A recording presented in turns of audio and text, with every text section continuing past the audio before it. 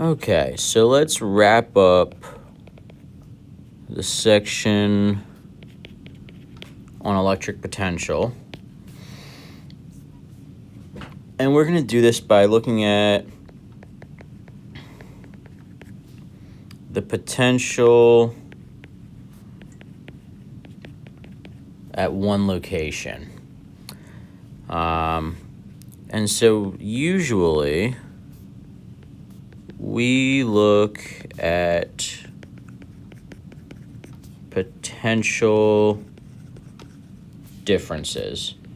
And we can say delta V is equal to VB minus VA for just two arbitrary points, right? It could very easily have been VA minus VB if we were looking for something else.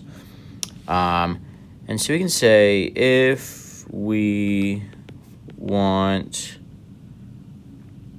the potential at one location, what do we do? Okay, that's a whole sentence. No, cool, fantastic stuff, structure.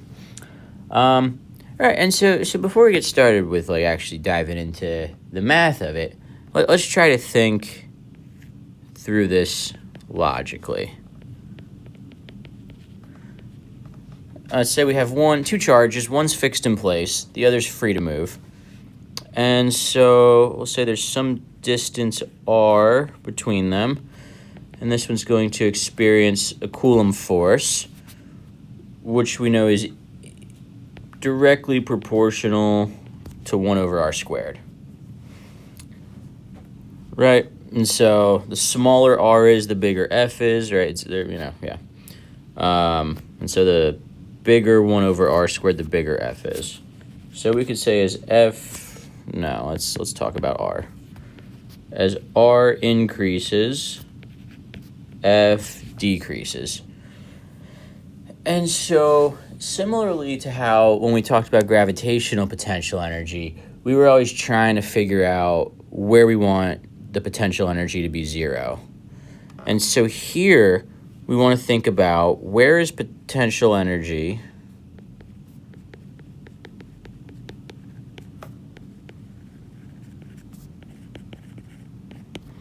zero.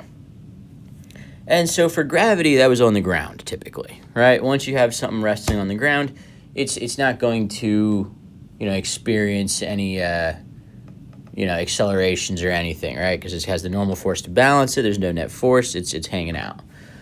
And so for this, since we know as r increases, the force decreases, so we could say at r equals infinity, the force equals 0, the potential energy equals 0. Right, because essentially, what does it mean to be infinitely far away? Essentially, it becomes its own isolated system, right? It is no longer in contact with the other things, right? There's nothing strong enough that it works across infinity. And so then you kind of have each particle in its own system, and like we discussed in the last video, it needs to interact with something else in order to have potential energy. Okay, and so we could say if we want, the potential at some location r, we could say that's equal to VR minus V infinity. Right, and so V infinity goes to 0, and we just have VR. Which is, it's kind of like a weird little mathy game we play, right? Because if one of our main ways to solve for potential is through a integration,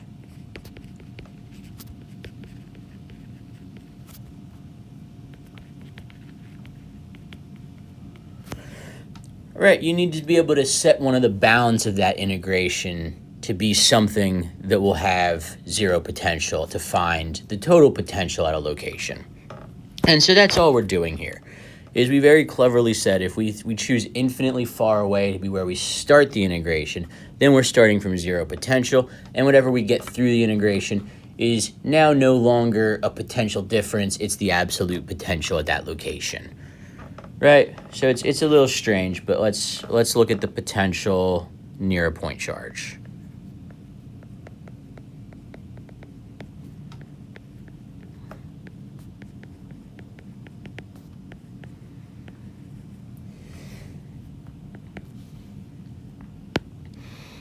And so again, we'll have our positive charge. It has its field lines, and they're doing their thing. And then let's say we want to find, we have some point R, and we want to find the potential there. So we can say VR is equal to VR minus V infinity, right? Which again goes to 0. We can say that's equal to the negative integral from infinity to R of E dot dl. And let's go ahead and put a little coordinate system in there. And we'll say we're going to go infinitely far away in x, right? Just so we can do all the integration in x. But, if you really wanted to have a fun afternoon, you could go ahead and do it at some funky angle. You can do anything, right? It's the unlimited abilities in the world. You can do anything you want.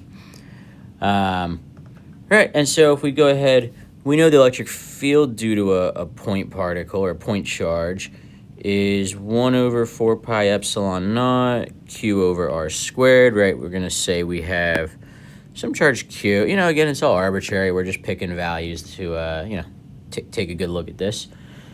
And so since we chose to do all this in x, the electric field is going to point in the same direction as dl, so we can go ahead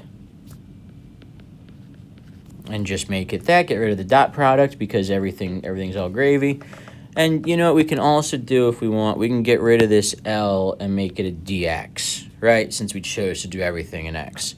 That's not the prettiest x in the world. That is.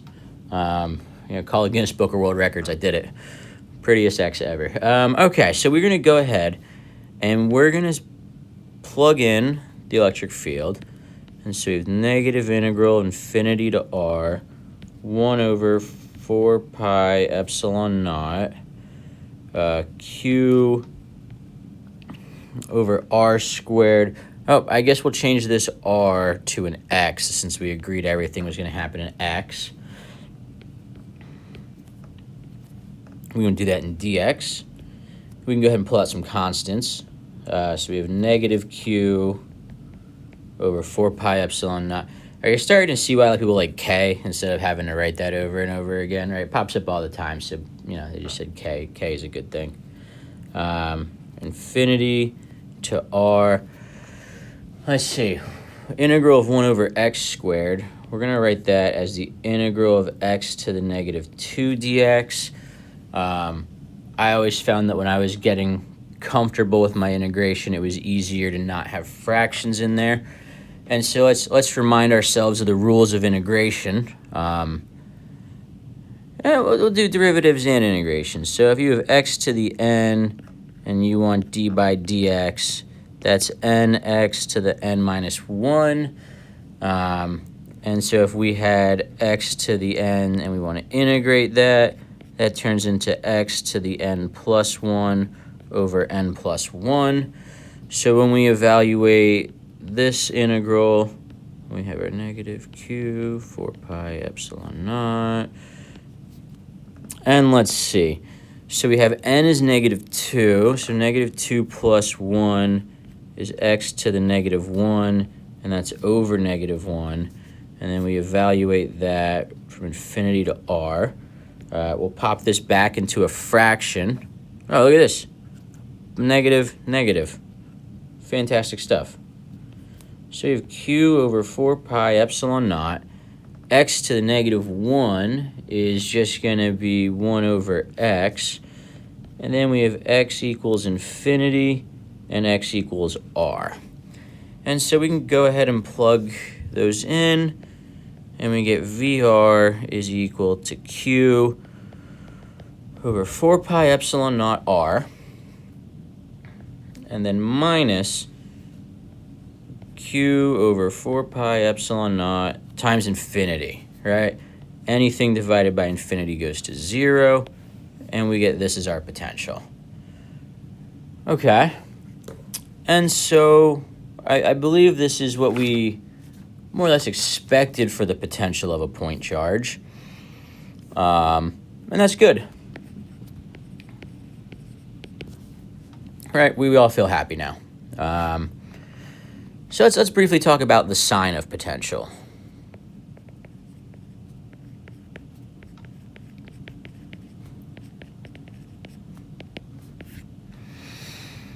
So let's see, what do we know about this? It's going to depend on the sign of the charged particle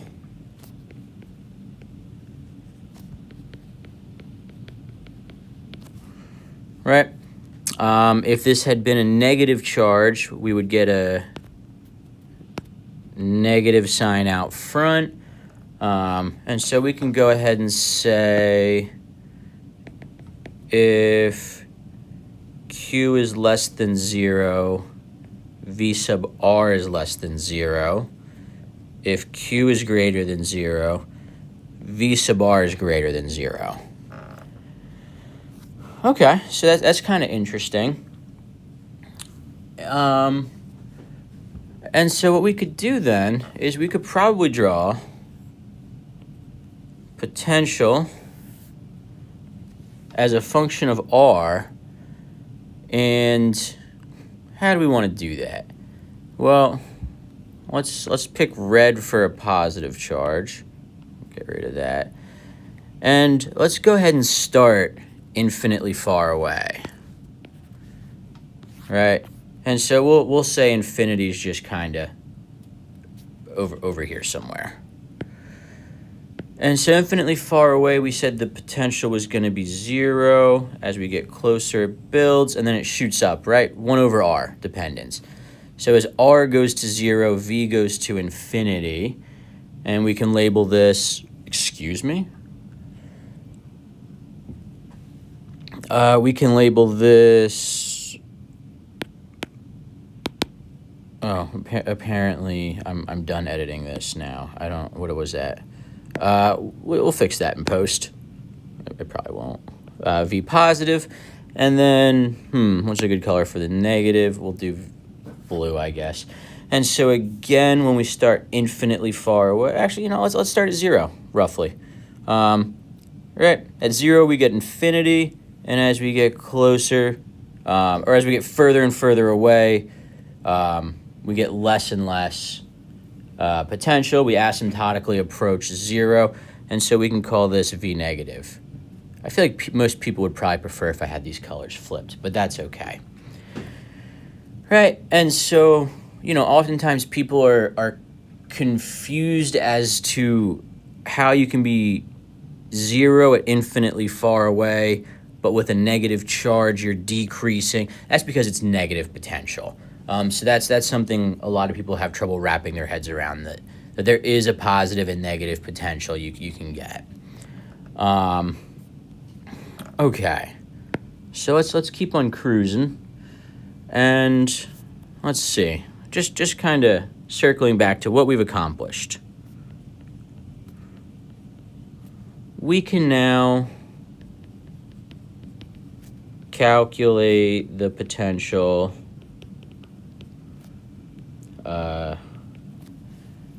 due to a charge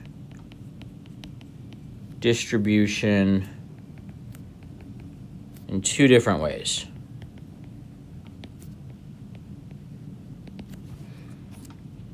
All right, and so 1, we could divide the distribution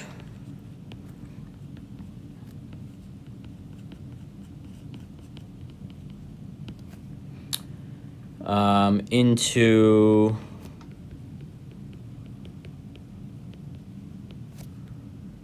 point-like pieces and add the potential from each piece.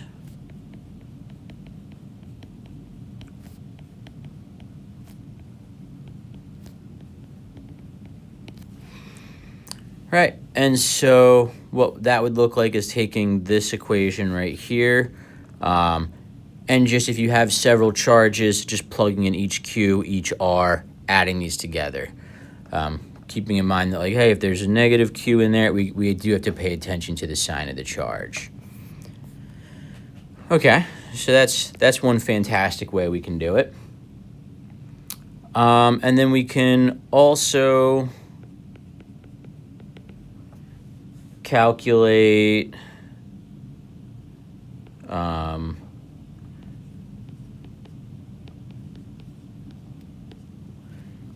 the integral of E dot dl along a path from infinity to the location of interest.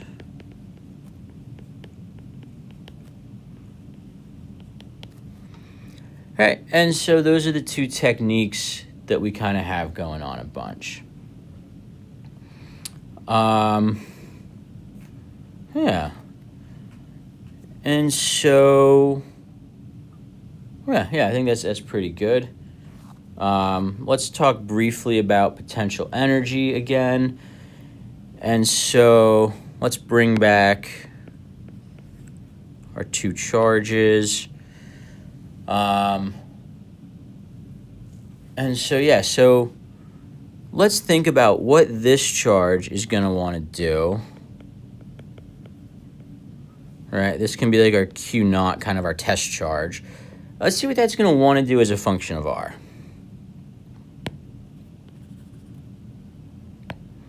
I wonder. Aha. All right, and so if R is very close, we're going to experience a pretty strong force. And so we would say that's a pretty high potential energy, right? If we were to let this charge go, it's going to zip off and fly away, right? And so as it's free to do that, we have delta U is less than 0, delta K is greater than 0. So let's see if that checks out with this. So we started close. Let me see if we can make sure that we got reasonable colors in here. So we started close and we went far away, and we said delta U. Well, let's not have a delta in there for right now, and we'll say U decreases. Right, and as we see, as we go along here, we decrease in potential, which is directly proportional to the potential energy, and so that makes sense. Okay, so that's all good. Now let's go ahead and say, what if this was a negative charge? Okay, and so if we have a negative charge, it's going to be attracted. And so attraction is like a negative potential energy. And so let's see. So let's have this one start further away, actually. I think that'll kind of make the most sense. So we're not at infinity, let's say, just yet. Oh, no. Why did that change colors? I know why. Cool. Well, sure. Okay, we have it. We're good. And so let's say we're experiencing an attractive force very far away. And so if we just let this go, let it be free to its own devices, what's it going to do? Oh, goodness.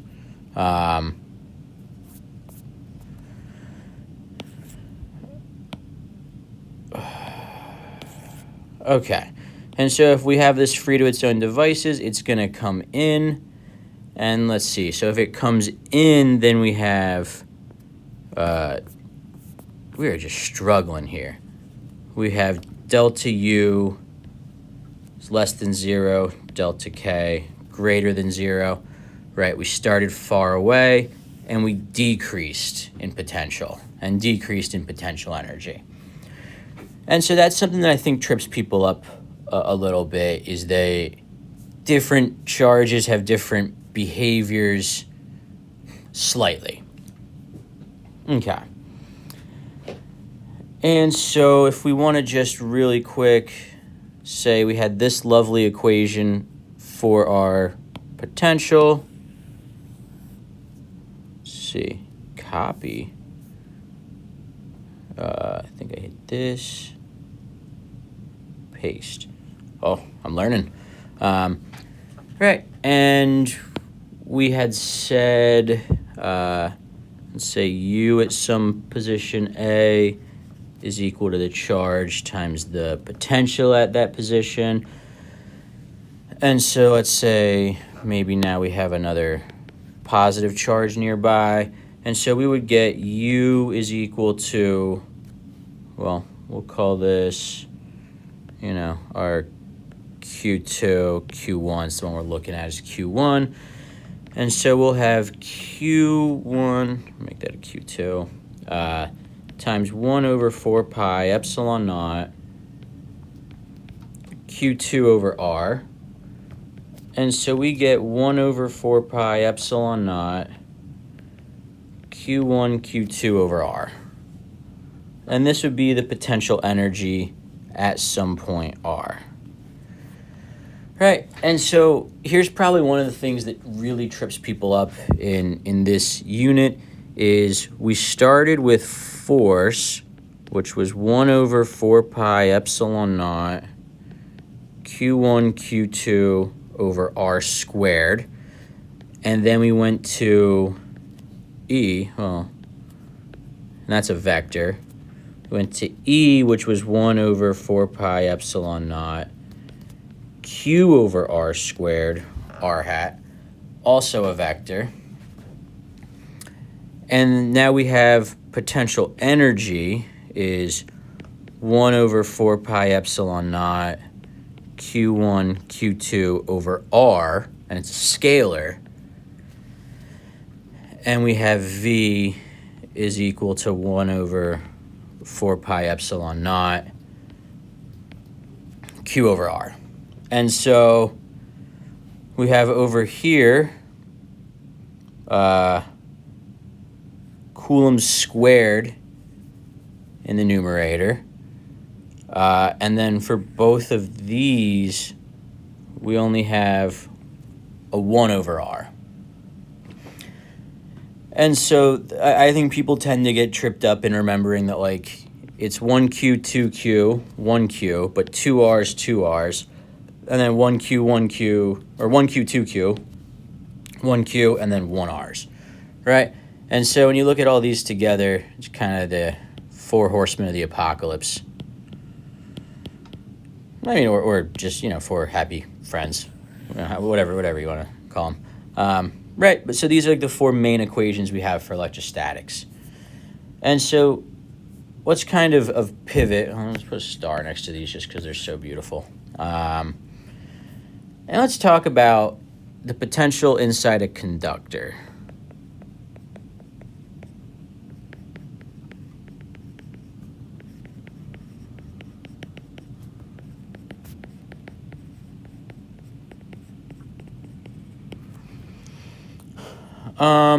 And so let's go ahead and, I really wish I had like a grayish color. That seems like it'd be great for a conductor. And so let's just say we have some conductor. And let's just briefly go through and say, like, hey, what would happen if this conductor was in an electric field?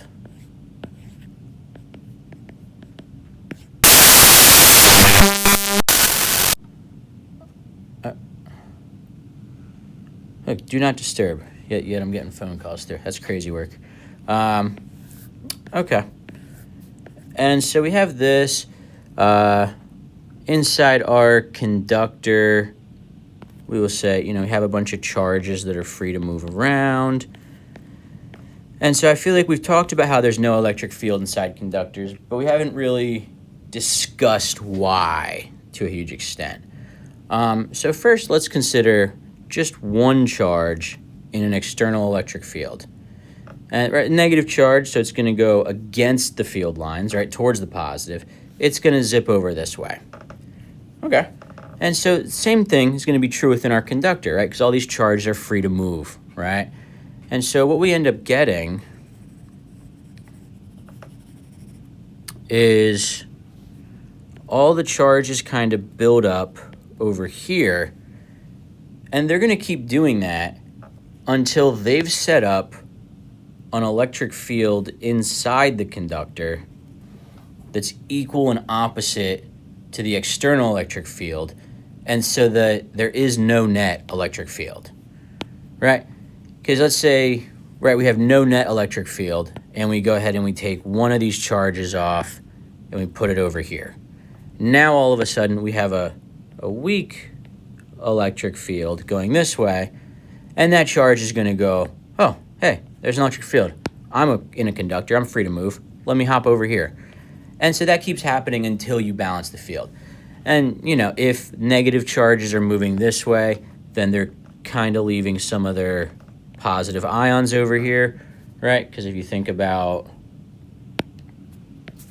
you know, Bohr model of an atom, right? If this electron goes this way, then the positive is kind of going that way. Or if you want, what we could even think about is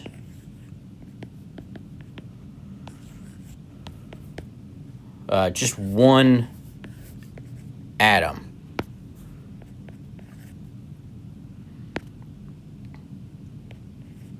And let's say, right, and so if we have this atom in an electric field, right, and let's say it's not, you know, the strongest electric field ever, it's just, you know, run-of-the-mill electric field you got there. So it's not going to ionize the atom, it's just going to maybe warp it a bit.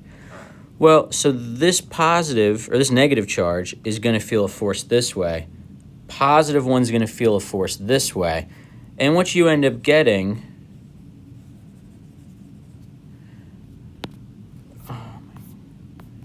is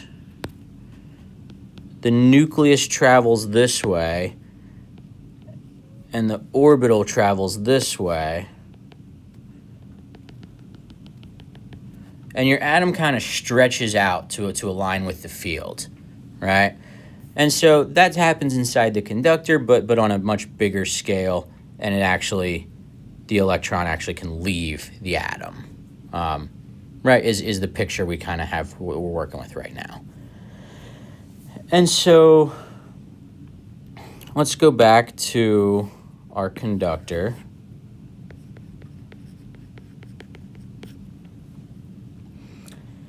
And we said the E field is 0 inside the conductor. And so if we take some charge and move it to some other point, well, the potential difference is negative E dot dl. Electric field 0. And so delta V is equal to 0. Okay, so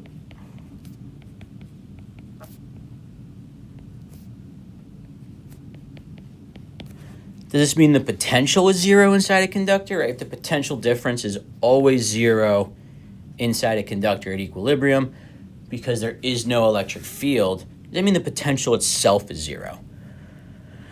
The answer is no. I will not elaborate. No, I will. Of course I will. Right, and so to think about this, let's imagine we have some kind of conducting sphere, and we'll say it has a bunch of positive charges all on the surface, right? And again, why do we have charges on the surface in a conductor? The charges wish to minimize the potential energy, right? We said the closer things are, the more potential energy there is. And so they want to get as far away from each other as possible. And the way to do that is to go to the surface. Okay. Right. And so let's say we have some total charge Q, right, for a bunch of little charge Qs. And let's say the sphere has some radius capital R.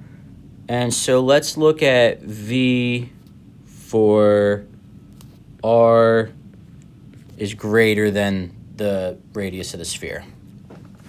Well, by the shell theorem, we can treat this like a point particle. And so we get V is equal to 1 over 4 pi epsilon naught Q over R. Okay. And so that's just anywhere outside of our conducting sphere. Okay. And so now let's say we're going to take a look for R is very close to big R, right? A little bit bigger, right? Is greater than, but extremely close. I may have just made up a mathematical symbol. Right, and so maybe we're looking at the potential, like just a hair bigger than that. So we can say V is 1 over 4 pi epsilon naught Q, and if they're approximately equal, we can just put a big R there. Okay. So now we have the potential pretty much at the surface, and we know delta V equals 0 within the conductor. So this is the potential throughout the whole thing then, right? If that's true at the surface, then it'll be true throughout the whole thing. Which should kind of make sense, right? Because if we define the absolute potential to be kind of like the amount of work to bring in a point charge from infinitely far away, if this had, you know, an even bigger Q on it, it'd be harder to do that. And so that has to be reflected in our equations. So anywhere inside of this conductor, you will have this as your potential. And as you can imagine, if you had different sizes, shapes, magnitudes of charge, things could be a little different. Okay, so let's do a uniformly charged ring.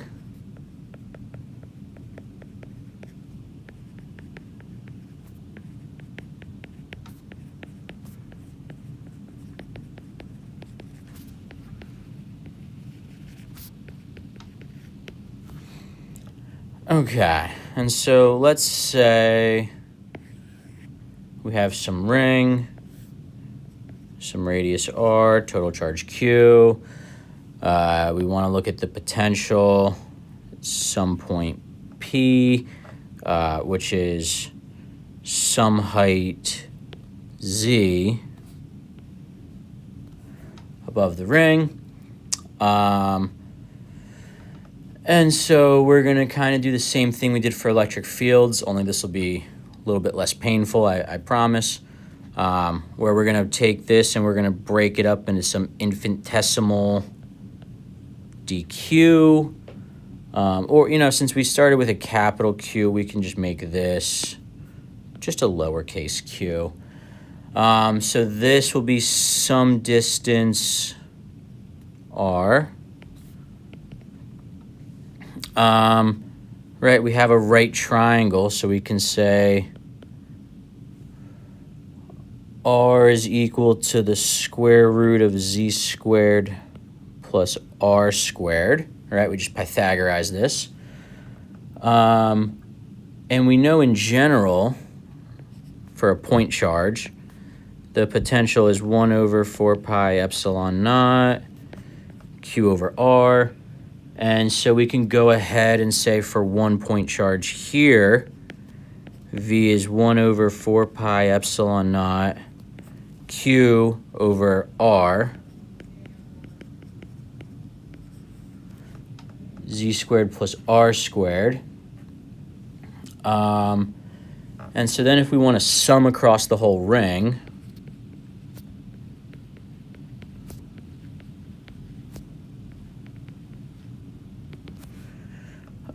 we can say the potential for the ring is equal to the sum 1 over 4 pi epsilon naught Q Z squared plus R squared. And let's see, 1 over 4 pi epsilon naught, that's going to be constant. And then it doesn't really matter where we are on this ring, we're going to have the Z squared plus R squared as a constant, right? Which makes sense, right? Z was just a constant from the problem, R is a constant from the problem, right? So we can pull that out. And so then we get times the sum of Q, which we know is just going to be the total charge. And so we get V ring is 1 over 4 pi epsilon naught Q over Z squared plus R squared. All right, so that wasn't too terrible. And I will say, if you do want, you could also find this by integrating from infinity to Z, 1 over 4 pi epsilon naught QZ over R squared plus Z squared square rooted, or 3 halved,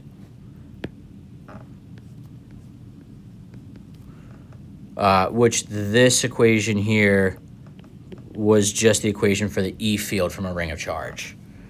And then that has to be dotted with DL. All right, and we when the dot product comes in, cosine is 0 because the total electric field is in Z and we're integrating from Z. And so then we get just the magnitudes multiplied together. Another thing to note is for Z is much greater than R, Z squared plus R squared square rooted is just Z. And you get V ring is 1 over 4 pi epsilon naught Q over Z, which would be the same as a point charge along Z. So that's fun. And that makes sense, right? If you're far enough away from this ring, you can consider it just to be a point charge. Okay, let's talk about some common confusions.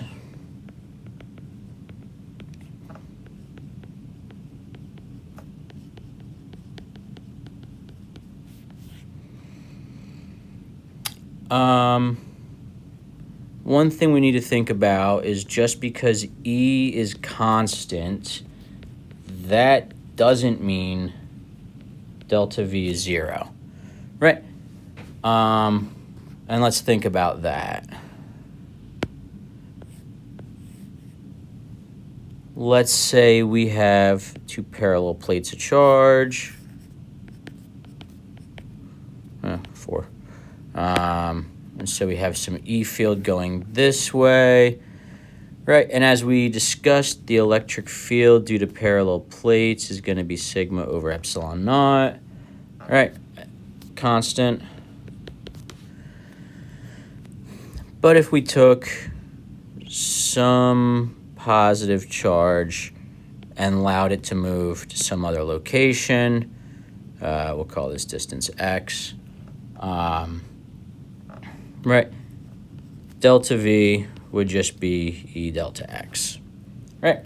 And so even though the electric field is a constant, you can still have a potential difference. That's something that trips people up a lot.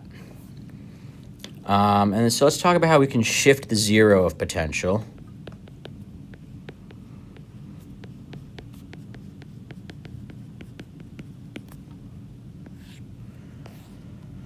And so I'm going to go ahead and draw, not that.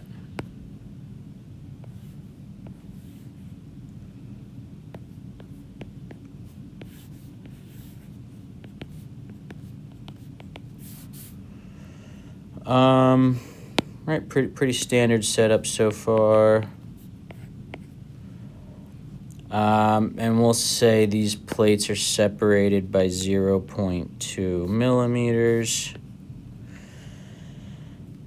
And let's say maybe this one's at 35 volts, this one's at 135 volts. And so we can say E is delta V over D. Right, so delta V, 135 minus 35, is 100 volts divided by 0.2 times 10 to the negative 3 meters. And we get an electric field of 5 times 10 to the 5th volts per meter. Okay. Well, let's think. What would happen if we change these values to be, let's say the lower plate is at 75,000 volts. And the upper plate, 75,100 volts. Okay. We have E is delta V over D. Delta V is still 100 volts. And D is still going to be the 2 millimeters.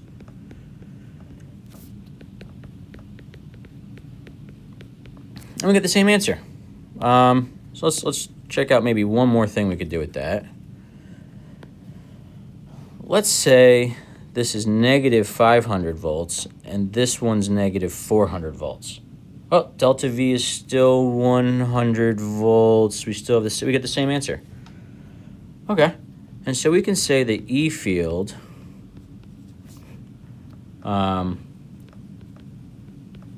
depends only on.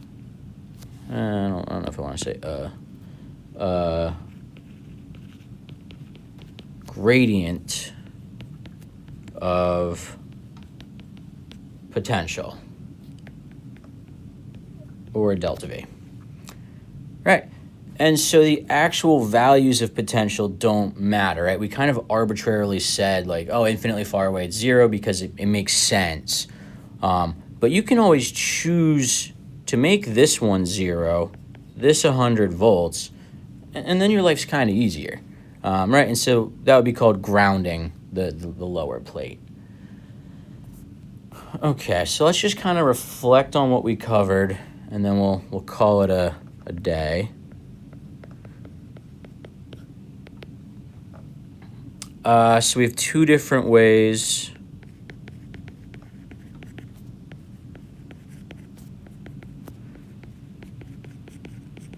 to calculate potential. One, you can add VA is the sum of 1 over 4 pi epsilon naught QI over RI. Right, and then, I equals 1 to N. But a lot of times when people are doing these notations, right, we get a little lazy. And we just say we're going to sum over it with the understanding that you start at the first one, you end at the last one. Right? And then 2, we can travel along a path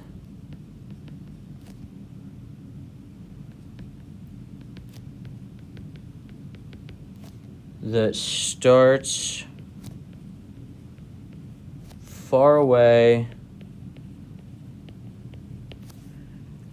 adding up each step,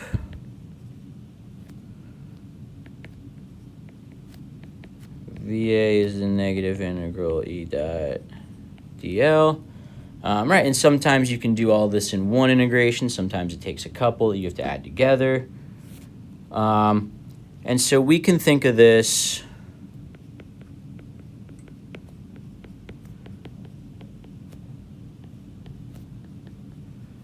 as the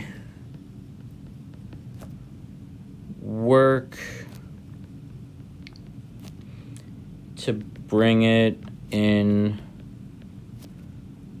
from far away. I said the work is going to depend on the electric field, right? And so if we go way back up to here, let's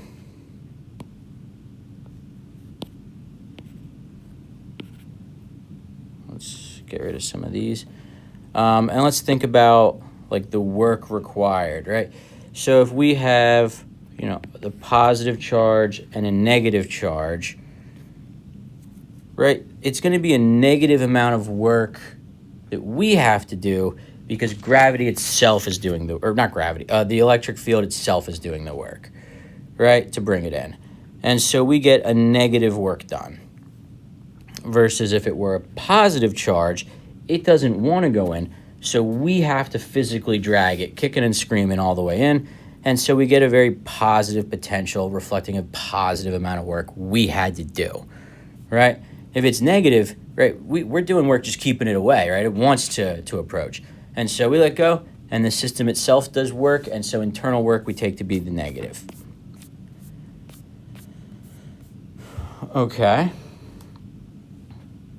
Yeah, and then we can do the same thing for delta V, right?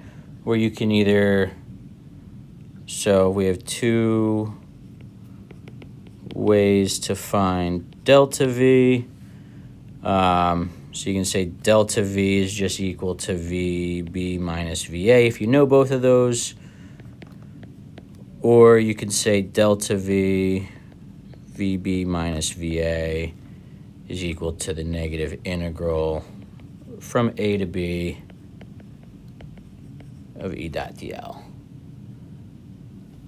And so then this tells us how much work per charge is required to move around.